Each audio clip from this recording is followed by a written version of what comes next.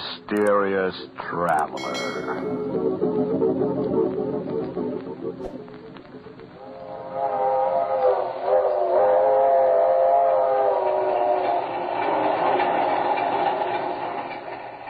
This is the Mysterious Traveler, inviting you to join me on another journey into the realm of the strange and the terrifying. I hope you will enjoy the trip, that it will thrill you a little and chill you a little. So settle back, get a good grip on your nerves, and be comfortable, if you can. Where are we going? Why, we're going to visit a man who could change the soul of a human being from one body into another, in a story I call They Who Sleep.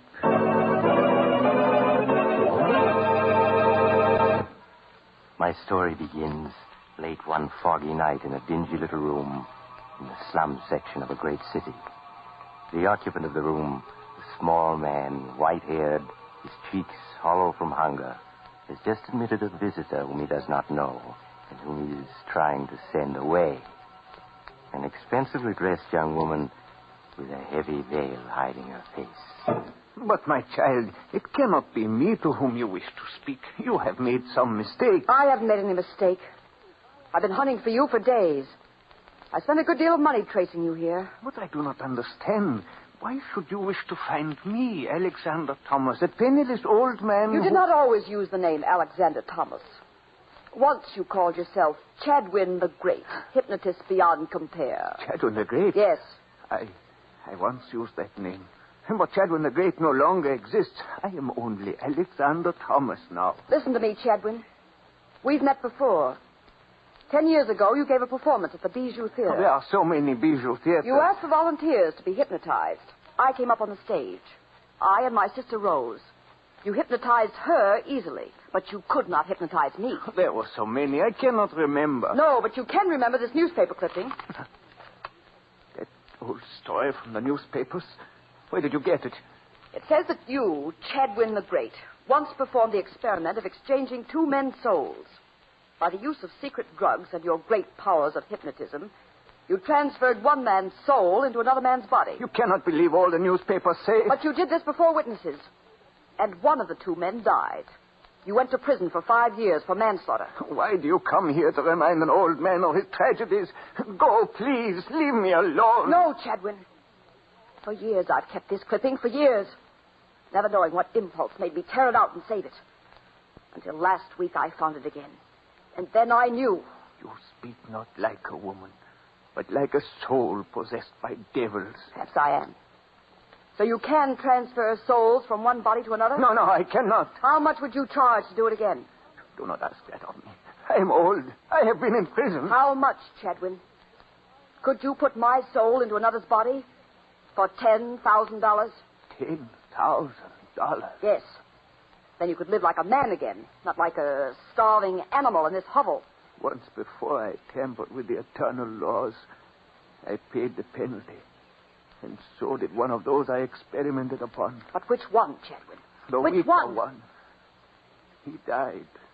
The other, the strong soul in its new body, lived. Ah, then I am ready. When can you do it? Tomorrow night? But, my child, why should you risk your life for that which cannot be, which was not meant to be? Look, Chadwin, I shall raise my veil. Would you call me beautiful? Even pretty? No. I'm ugly. You are not ugly. Your face is strong. But if it were not twisted by bitterness... Enough of talking. How can you know what it means to a woman to be ugly? To lose the man you love to a woman you hate? Because you are plain, and she is so beautiful. Chadwin, will you do as I ask? To help you change with one who is beautiful. To help you to be loved for just a little. My child, perhaps it is not such a great wickedness to do that. And you'll do it? But it is only for a little while. You must understand that. For 10 days, no more. Then the laws which cannot be violated with impunity require that your soul must return to your body. It's enough. It's all I want, Chadwin. Very well. I have here a small bottle. Here. Take it. Guard it carefully. When the moment comes, she, the other, must drink it in water. Yes. It will be easy. She will drift off to sleep. Then you must come to me. But not here. It would not be safe. Never mind. I know the place. The safest in the world. Very well. The exchange will be made, and I will see that she, in your body, slumbers dreamlessly. After 10 days, she will wake and be herself again, with no memory whatever of what has happened. And now, Miss... Vaughn. Helen Vaughn. Now, Miss Vaughn, who is this beautiful one with whom you would change places? The girl who just married the man I love. My sister, Rose Vaughn.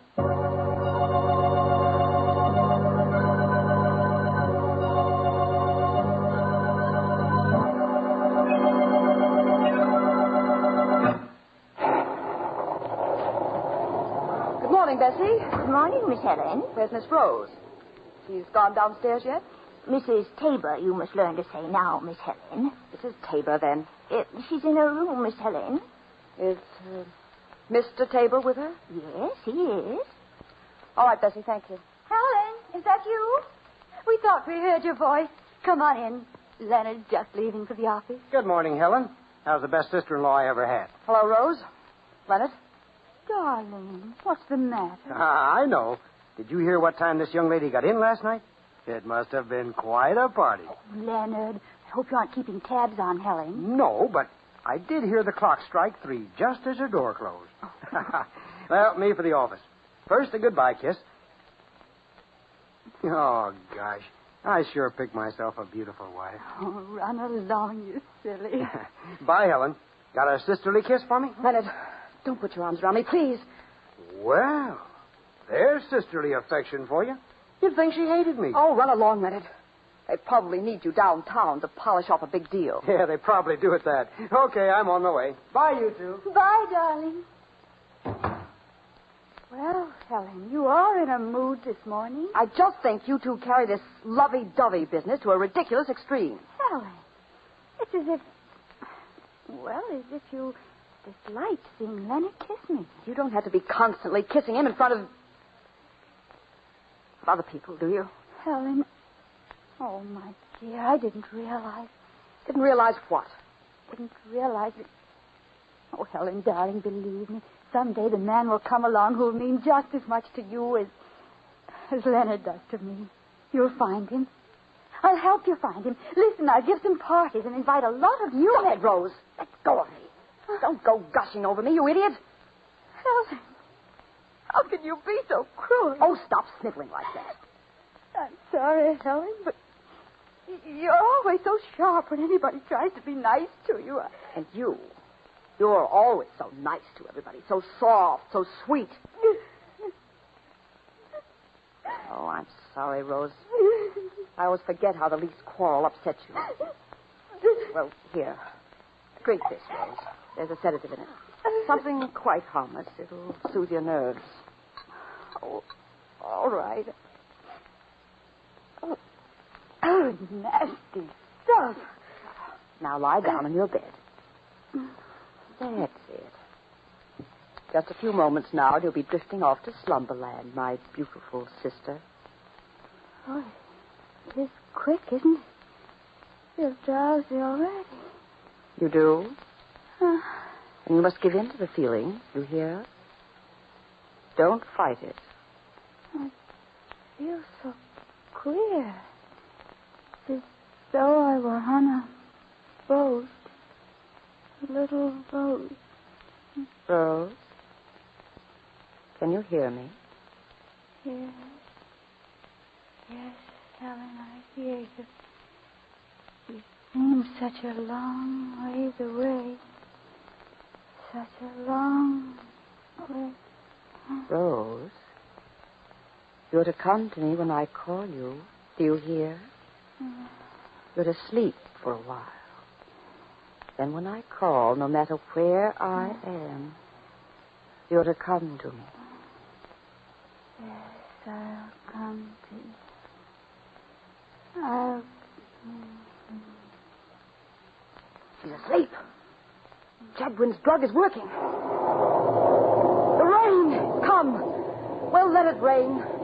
Yes, let the skies open and drench the earth. Let the rain fall like a curtain, like a cloak to hide the rebirth of Helen Vaughn.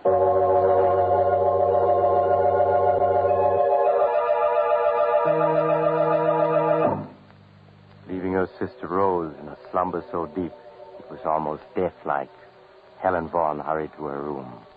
There she wrote a note addressed to Rose and Leonard, explaining that she had decided suddenly to go off by herself on a trip to Mexico, and that they would probably not hear from her for some time. And she put on her hat and coat and slipped out. All day she waited in a hotel. Then when night came, she picked up Chadwin the Great in a rented car and drove him through the storm into a spot well outside the city, where she turned into an ancient cemetery. There she brought the car to a stop before a low building of white marble over which ivy and moss had grown for many years. With a heavy key, she opened the massive padlock, and they entered, shutting the door behind them. The air in this old mausoleum is dank odor of a charnel house. But where else could the living lie asleep, peaceful and undisturbed, as safely as here among the sleeping dead? No, I will not go through with You it. already have your money. You cannot back out now. Then in heaven's name, let us be finished quickly. Quickly, yes. The storm should hide the car from the cemetery guards, but we must take no chances. Now, here's the flashlight I brought. I'll turn it on. Look there, Chadwin, at the tiers of compartments this tiny stone building holds. Each compartment with its iron door, each holding within it a coffin in which lies the dust of a Vaughn. I see them, yes. 12 of them. This one, here on the bottom, is empty. Meant someday to hold the body of Helen Vaughn. Tonight it shall receive her. No, this is madness. I'll open it. There. See that narrow, dark compartment? So small, so quiet, so restful, so safe from disturbance. In it for the next 10 days shall rest my body, holding the soul of my sister Rose. No, there must be some other way. None that is safe. While my body sleeps and I am absent from it, it must be where no one can find it. And here, no one ever will. I do not like it. Hold the light. I'll slide into it. It's quite roomy enough. The stone is chilly, but what matters that to one who is asleep? Going. Rose Vaughn, hear me. Enter the body that awaits you here. Enter quickly and wait.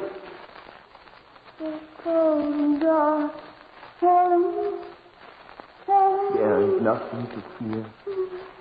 Sleep, my child. Yes, I see.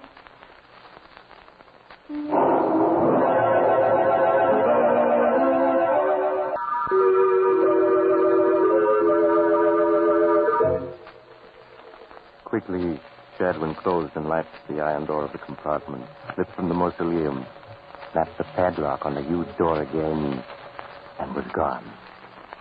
At the same time, back in the big house in the city, the frantic Leonard paced the floor, waiting for some change in the condition of his wife Rose, who all day had been in a strange stupor from which nothing could arouse her. There. Doesn't she look better? Yes, I think she does. She's waking up. Rose, darling, don't be frightened.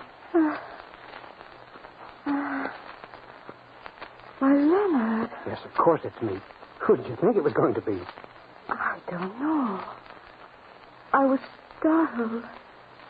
I guess I must have been dreaming. Rose, what's happened to you?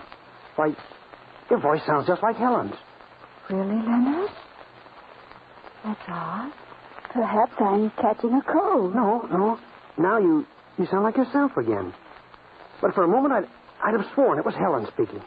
I guess I've been so worried I'm just imagining things. Oh, Leonard, hold me close. Close, darling, close. Always, Rose. Always. Always. Yes, always.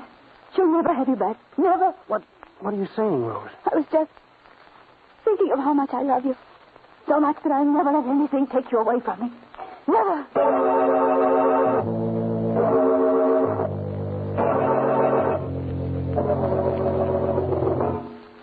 In the days that followed, Leonard found his beautiful wife, Rose, strangely changed. You've been different somehow these last 10 days. In fact, ever since Helen went away so unexpectedly. Have I, Leonard? How? Well, you've been gayer, more headstrong, too. It's almost as if you'd acquired a whole new character. Well, perhaps I have. And how do you like this new wife of yours? Well, I do, and I... Don't? Oh, please, I don't mean it. It's just that... Well, I was so in love with the old Rose, it's a little hard to get used to the new. And all these bills that you're running up. Like, that's not like the Rose you used to be. Oh, Leonard, I do hope you're not too mad at me because... Well, what is it this time? Another fur coat? Worse than that. We're going to give a party. Another?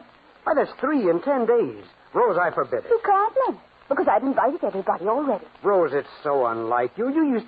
Why, you act more like Helen than like yourself these days. Never mind, darling. You'll get used to the change in me in time.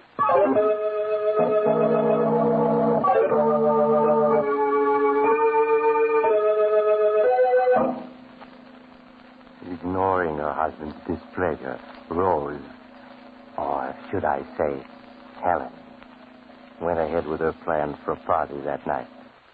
And when early in the evening, a small, gray-haired man presented himself at the door and asked for her, he sent word by Bessie that she would not see him. I'm sorry, Mr. Chadwin. Mrs. Tabor says she cannot see you. She says she does not know anyone named Chadwin. But she does. 10 days ago I was here. I gave you an envelope for her. It had a key in it. Oh, surely you remember? Yes, but just the same, she says she doesn't know you. Now, please go, or I'll have to call an officer. Did you tell her what I said? That this was the 10th day? Yes, and she said she had no idea what you were talking about. All right. I'm going. I must do what I can by myself.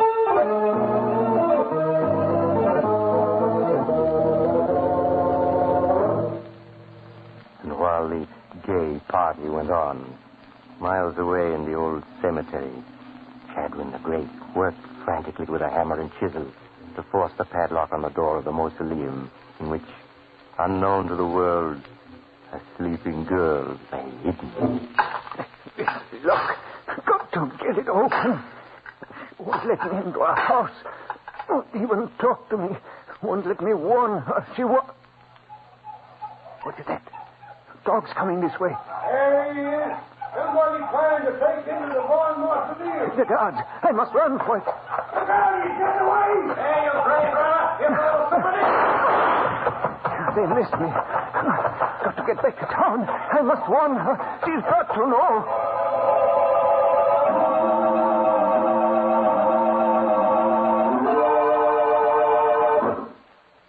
Miss Vaughan, thank heaven this time you heeded my message. I won't have you coming around to my house this way, do you hear? You must never come here again. But you do not understand. The 10 days is up tonight. Now. Your time is over. Are you trying to scare me, Chadwin? To get more money from me? Money? No. I am just trying to tell you. It was understood 10 days only. More is not allowed. You fool! Do you think I ever intended to give up Rose's body once I had it? In that narrow crypt in the tightly locked mausoleum, my body has long since died from lack of air. And Rose has died with it. But I remain alive. So, that is what you planned. I should have guessed. But it is not so. Your body is not dead.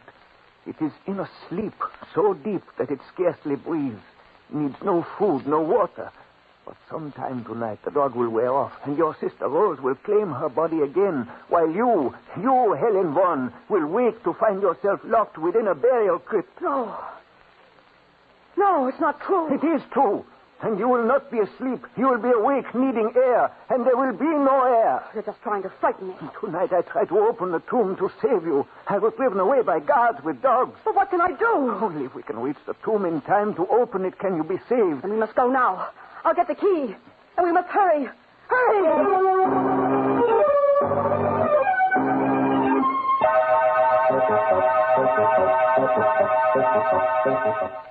There's the mausoleum, Miss Vaughn.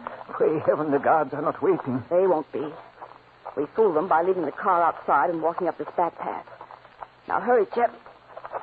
What is it, Miss Vaughn? I don't know. For a moment, I felt so dizzy. It's Rose, trying to return to her body. We cannot wait an instant. Hold me up. Something is pulling at me, tugging at me. Darling, where are you? She's speaking through her own lips. No, not yet. Go back, you hear me, Rose? Go back. Here's the mausoleum. The key. Give me the key. Here it is, quickly. She's pushing at me so hard. No. Darling, help me. Everything is so dark. Where are you? Go back. Go back, I say. Chedwin, have you got the lock out yet? It won't unlock. It must. They put a new padlock on. Oh, dear heavens, they've changed the lock. Darling, help me. No. It's getting dark. Dark. It's hopeless. We cannot enter. Darling, where are you? No. We can't both be in the same body. Go back. Darling, I'm trying. Don't post me out. Help me. Go back where you were. Help me. Wait, Rose, wait. Help me. Helen. Helen. No, don't. Rose, you mustn't. You mustn't. The guards, they're coming back.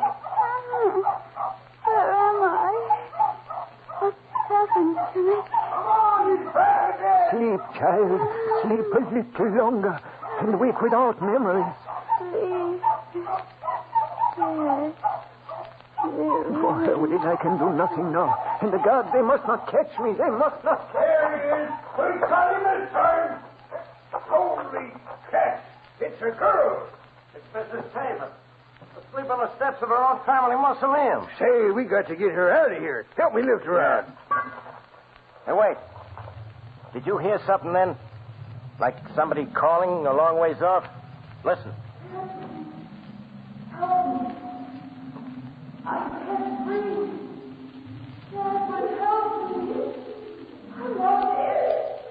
Do you hear anything? Nah, I can't hear anything. It's the wind. Come on, we got to phone Miss Tabor's husband. She may be sick. Come on now, no time to lose.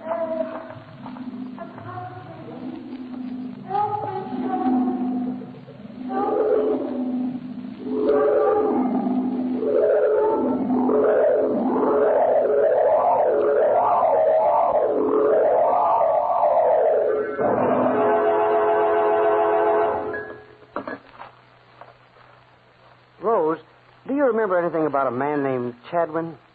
Chadwin? No, I don't, Leonard. Well, Bessie says he called several times last week to see you. The last time was the night of the party. You're sure you don't remember him? No, Leonard. I'm sorry, Oh, but... it's all right, darling.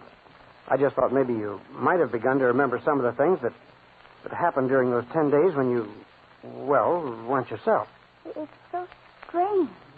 As if my mind had been asleep the whole time. Is there something about Chadwin in the paper? He committed suicide last night. Oh. His body was found near the old family mausoleum. He left a mysterious note saying he was paying for some transgression. How strange. I wondered if he could have given us any clue as to how you came to leave the party so suddenly that night and drive to the cemetery. Oh, but it's all over now and not worth worrying about. I'd remember if I could, but when I try, I become suddenly frightened and feel as if I were locked in some dark, tiny space where I can't breathe. All right now, darling, all right. Let's forget the whole thing. Now, let's see what came in the morning mail. Maybe there's a letter from Helen. You know, it's high time we were hearing from her. She's really not acting much like a sister being gone so long without even writing a letter to know where she is.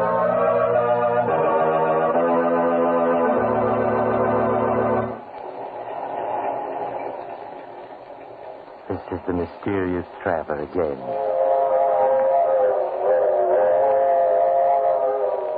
I'm afraid Leonard and Rose are going to have to wait a long time for a letter from Helen. In fact, I'll be very much surprised if they ever get one. I suppose it'll never occur to them to look in the old mausoleum. In fact, since they both feel a distinct aversion to going near it, it may never be opened again. But I don't suppose that'll make much difference to Helen. Now. Now, if you were wishing you could step into somebody else's shoes, maybe what happened to Helen will make you change your mind. No, I knew a man once who... He stole somebody else's body, only to discover when it was too late that he... Oh, you're getting off here? Well, perhaps we'll meet again soon. I take this same train every week at this same time.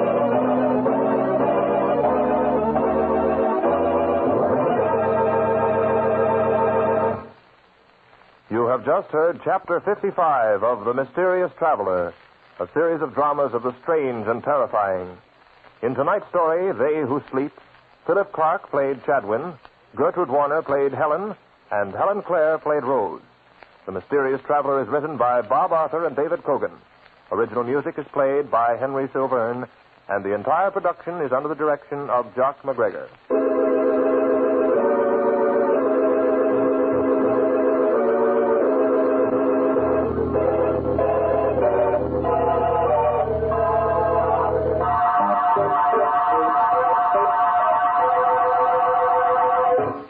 Listen next week to a tale titled Escape Through Time. Another Tale of the Mysterious Traveler.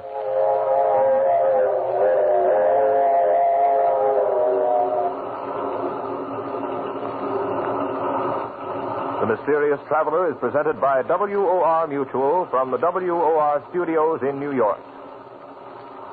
This is Mutual.